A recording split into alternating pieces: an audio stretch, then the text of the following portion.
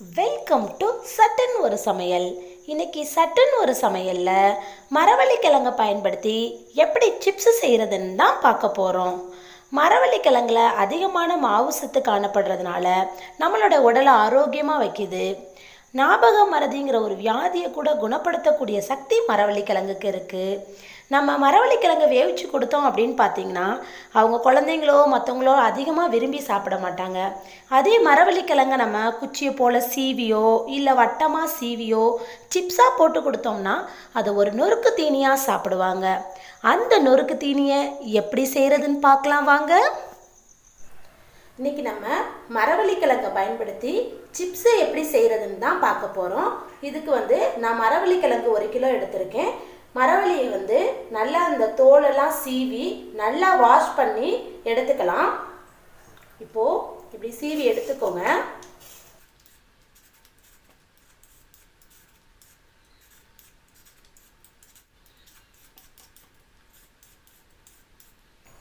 இதே போல் எல்லா கிழங்கையும் நம்ம சீவி எடுத்துக்கலாம்.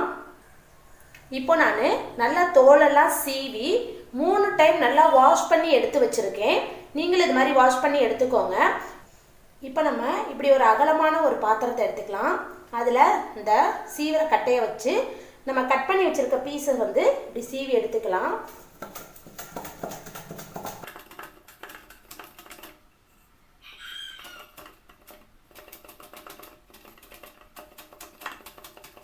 இப்போ நம்ம எல்லா கிழங்கையும் சீவி எடுத்துட்டோம். இப்போ நம்ம ஒரு வெள்ளை துணியை விரித்து அது மேலே இப்படி ஒவ்வொன்றையா அப்படியே இது பண்ணி எடுத்துக்கலாம்.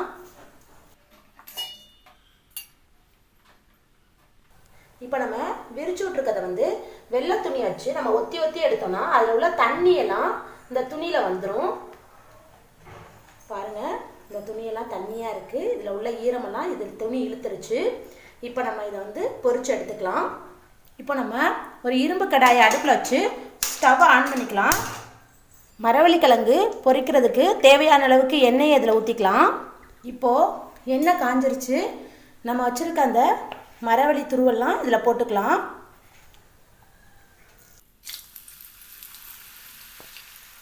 இப்போது நல்லா திருப்பி போட்டுக்கலாம் எல்லாத்தையும்.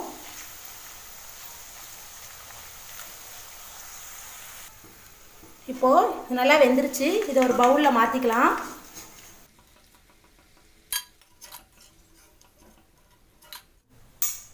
அடுத்து இருக்கிறதே அதே மாதிரி போட்டு பொரிச்சு எடுத்துக்கலாம். நல்லா நம்ம திருப்பி போட்டுக்கலாம்.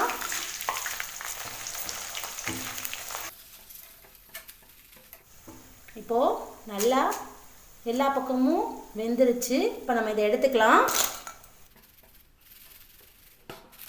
இப்போ நம்ம மரவள்ளிக்கிழங்கெல்லாம் பொரிச்சு எடுத்துட்டோம். இப்படி நீளமான பாத்திரத்தை எடுத்துக்கோங்க, எடுத்து போட்டுக்கோங்க. அப்போ தான் நம்ம போட்டு குலுக்கிறதுக்கு நல்லாயிருக்கும். இப்போ நமக்கு இதுக்கு தேவையான பொருள் 2 பொருள் தான் நமக்கு தேவை. இதுக்கு 1 ஸ்பூன் மிளகாய்த்தூள், 1 ஸ்பூன் உப்பு. இதை 2ஐயும் ஆட் பண்ணி நல்லா குலுக்க போகிறோம்.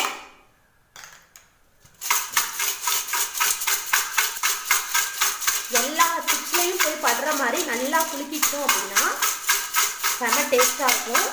நம்ம இது வரைக்கும் கடையில் தான் மரவள்ளி சிப்ஸ் வாங்கி சாப்பிட்ருக்கோம்.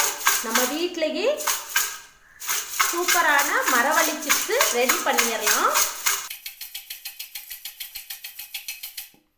இப்போ நமக்கு சூப்பரான மொறு மொறுன்னு காரமான மரவள்ளி சிப்ஸு ரெடி. இந்த வீடியோ உங்களுக்கு பிடிச்சிருந்துச்சுன்னா சட்டுன்னு ஒரு சமையல் சேனலுக்கு சப்ஸ்கிரைப் பண்ணுங்க, ஷேர் பண்ணுங்க, லைக் பண்ணுங்க, கமெண்ட் பண்ணுங்க. பக்கத்தில் இருக்க பெல் ஐக்கானை மறக்காம கிளிக் பண்ணுங்க.